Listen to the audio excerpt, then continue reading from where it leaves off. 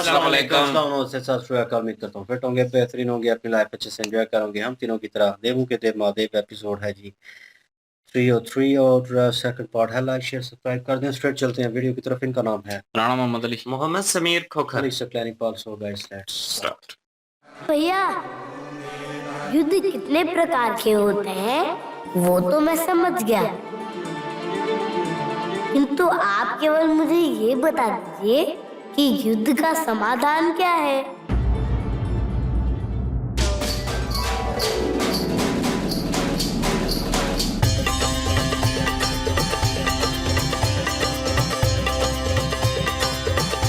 देखा भैया, हमारा गणेश कितना बुद्धिमान है।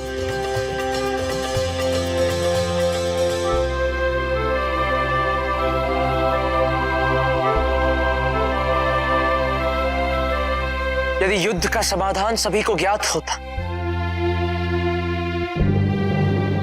तो आज समस्त संसार में शांति होती, किंतु ऐसा नहीं है। किंतु मैं तो समाधान जानता हूँ।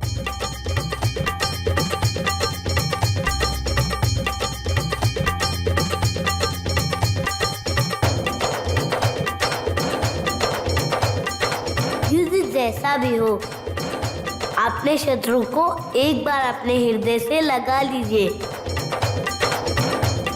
उसके बाद उसे मोदक खिलाइए। बस हो गया समाधान। गणेश, तुम सीखने आए हो या सिखाने? मैं तो केवल प्रेम देने और प्रेम पाने आया हूँ।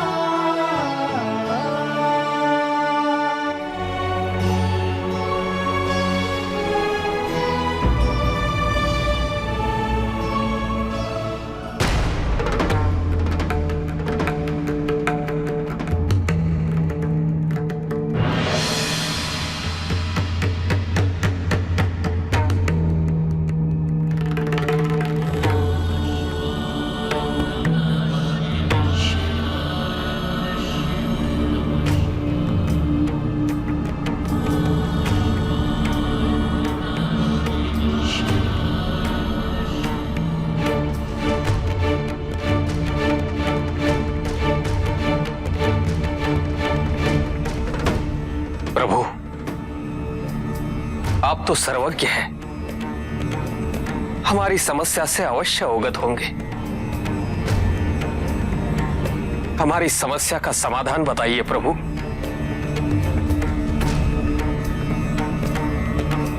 प्रभु, यदि आप अनुमति दें तो मेरे पास एक उपाय है। प्रभु, मेरी तो प्रबल इच्छा यही है कि आप स्वयं प्रथम पूज्य बने।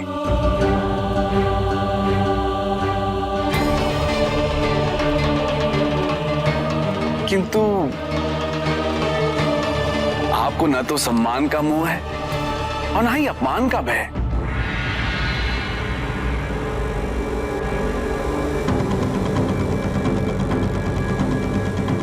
इसीलिए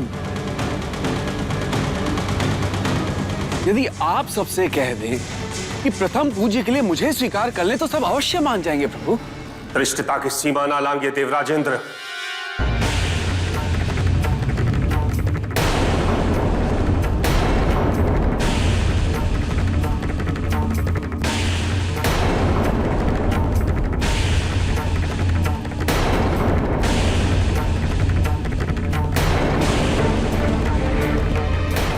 आपसी द्वेष में आप संसार के समक्ष कैसा उदाहरण प्रस्तुत कर रहे हैं।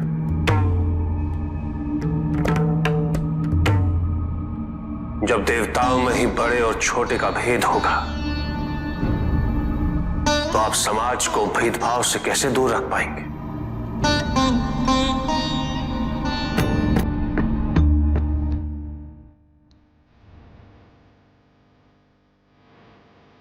मेरी दृष्टि में कोई छोटा या कोई बड़ा नहीं होता।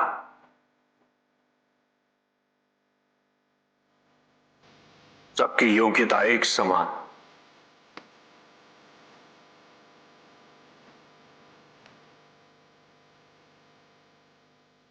और छोटा या बड़ा कहलाने से क्या प्राप्त होता है? यदि अग्निदेव प्रथम हुए तो क्या वो इस संसार को ऊष्मा प्रदान नहीं करेंगे?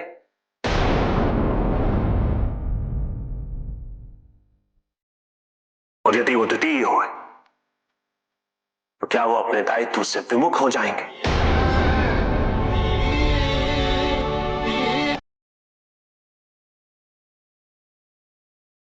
कदापि नहीं। सबसे महत्वपूर्ण होता है कर्म।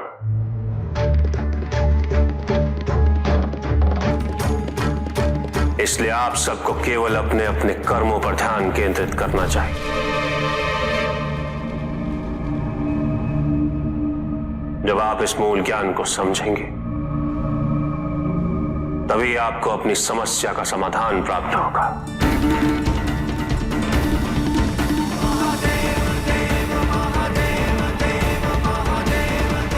प्रस्थान करें।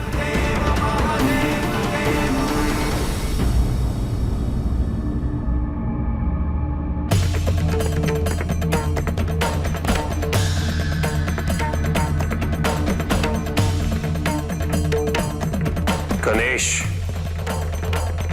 कार्तिक। जी पिताजी। स्मरण रहे पुत्र, मेरे ध्यान में कोई विघ्न उत्पन्न ना करे।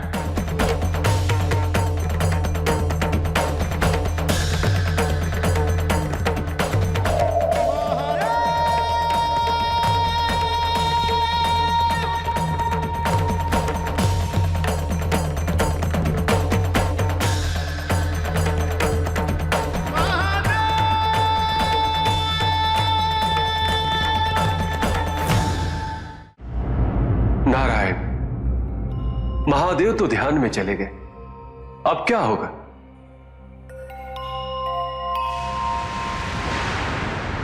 ब्रह्मदेव, महादेव के ध्यान से ही इसका उत्तर मिलेगा।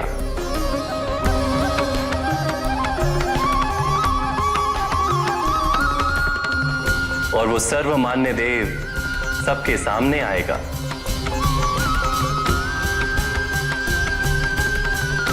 किंतु इसके लिए हमें प्रतीक्षा करनी होगी।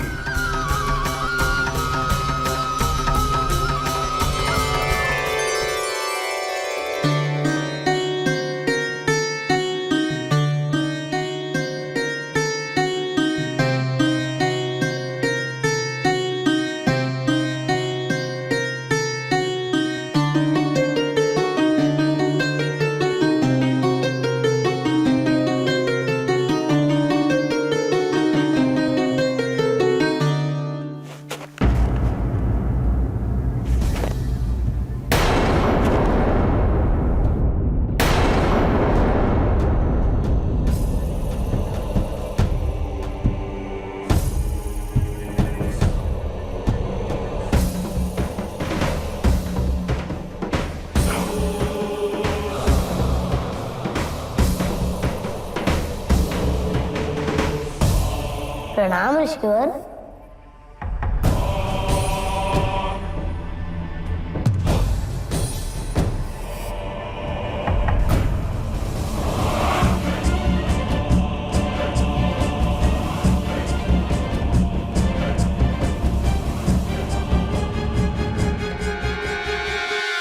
किंतु यहाँ से प्रवेश करने की अनुमति किसी को भी नहीं।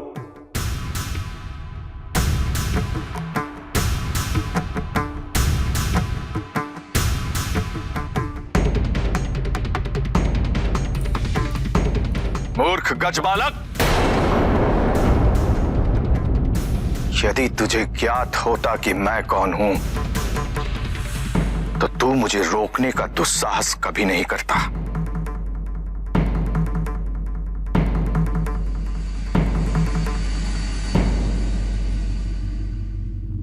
कृपया मुनिवर।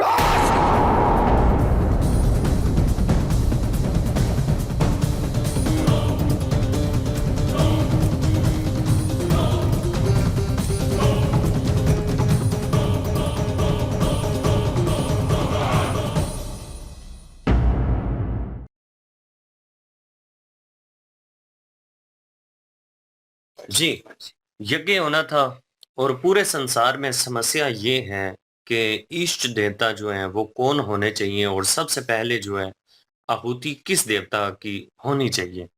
यहाँ पे देवराज इंद्र जो हैं जी उनकी पूरी कोशिश है कि उन्हीं का इंतखाब किया जाए। कैलाश पर्वत पर वो सारे देवताओं को लेकर पधारे हैं और कैलाश पर्वत पे आने के बाद जो शिव जी हैं उनसे वो ये कह रहे थे कि आप जो हैं आपको तो सम्मान की भी कोई जरूरत नहीं है और अपमान का भी कोई भय नहीं है। वो सुन रहे थे, गुस्सा उनको आ रहा था। कहते हैं कि ऐसा कीजिए कि अगर आप कहें कि ये सब मेरी पूजा करें और मेरी आहुति सबसे पहले दें तो ये सब मान जाएंगे। यहाँ पे फिर शिव जी थोड़ा गुस्से में आ गए। उन्होंने कहा कि आप अपनी हद में रहें, अपनी हद क्रॉस करने की कोशिश ना करें और मेरी नजर में ना तो कोई छोटा है और ना ही कोई बड़ा। ये संसार में आप कौन सी समस्या को खड़ा कर रही हैं? संसार में अगर देवता ही भेदभाव करने लग जाएंगे, छोटा और बड़ा बनने लग जाएंगे, तो फिर संसार को छोटे और बड़े का भेदभाव जो है वो कैसे समझा सकेंगे कि दुनिया में कोई छोटा नहीं है, कोई बड़ा नहीं है, सब एक सामान्य है, अपनी अपने कर्तव्य से सब बंधे हुए हैं। अब अग्निदेव हैं, उनका काम है अग्नि का जितना भी कर्तव्य है वो उनके जिम्मे है। सूर्य देव हैं, वो सूर्य का जितना भी कर्तव्य बनता है वो उनके जिम्मे है। तो हर एक की एक अपनी अपनी वैल्यू है, जो एक काबिलियत होती है वो हर किसी में मौजूद है। तो आप किसी को किसी से छोटा या बड़ा नहीं कह सकते। तो यहाँ पे महादेव जो हैं जी उन्होंने समस्या ये बताई। उन्होंने कहा है कि कर्म जो होते हैं ना वो ही सबसे मेन चीज होती है। आप अपने अपने कर्मों के ऊपर तवज्जो दीजिए, अपने अपने कर्म कीजिए और उसके बाद आपको खुद ही इस समस्या को जो समाधान है वो मिल जाएगा। जी बिल्कुल जी। और मुझे भी यही लग रहा था कि वो कोई ना कोई जो है वो आ गया इंद्रदेव और उनकी तरफ जो है वो जब पहले फोकस किया गया तो मुझे लग रहा था कि वही कुछ ना कुछ जो है वो बोल पड़ेंगे और शिव जी को गुस्सा आ जाएगा। वो पहले भी बड़े मतलब ध्यान उनका जो है वो जो है वो लीन थे ध्यान में, उनको बाधा डाली और वहां पे पहुंच गए और अपनी बात रख दी। और ऊपर से जो है बात कर रहे थे अभी क्या नाम है उनका, ऋषि दधीची, लेकिन बीच में बोल पड़े इंद्रदेव। तो इंद्रदेव ने जो बातें की हैं उनसे उन पे गुस्सा आ गया शिव जी को और उन्होंने सही से जो है वो खरी खरी सुनाई है उनको और उनको ज्ञान दिया है। और अग्निदेव का बताया कि अगर वो प्रथम बन जाते हैं, क्या वो मतलब अग्नि के जो काम है वो खत्म हो जाएंगे? फिर उसके अगर वो प्रथम हो जाएगा तो उसको करने पड़ेंगे, अगर वो नीचे चला जाएगा सबसे छोटा हो जाएगा तब भी वो उसको वो करने पड़ेंगे। तो इसलिए मेरी नज़र में ये सारे जो है वो ये कोई छोटा नहीं कोई बड़ा नहीं है, कर्म की सारी बात है। कर्म करें अपने और जाके पहले सिर्फ इस बात पे ध्यान दें। अगर ये चीज़ की समझ आ जाए तो फिर जो है आपको हल भी नज़र आ जाएगा। अभी आप सब जो है वो इसी चीज़ में पड़े हुए हैं, कौन बड़ा कौन छोटा। तो शिव जी ने तो साफ क्लियर कर दिया कि मेरी नज़र में ना कोई बड़ा है ना कोई छोटा है। वो सारे चले गए हैं। फिर उसके बाद अब ज़िम्मे लगा दिया है कार्तिकेय और गणेश जी के ज़िम्मे कि आपने जो है वो किसी को भी एंटर नहीं होने देना और मेरी जो है ध्यान में बाधा ना आए कोई भी, इस बात का समाना रखना। तो वो पहरेदारी कर रहे हैं अब।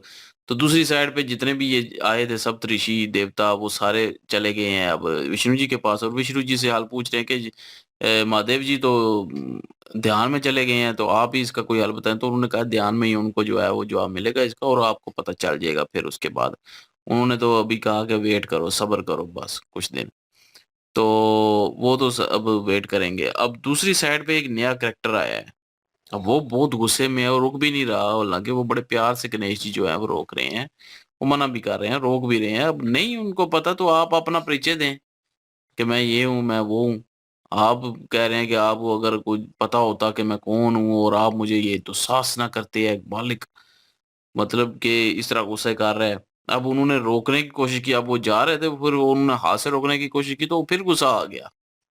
अब वो गुस्सा आया, अब वो है कौन ये हमें भी नहीं पता, ये तो अगले पार्ट में ही पता चलेगा कि वो असल में है कौन और क्यों गुस्सा कर रहे हैं इतना।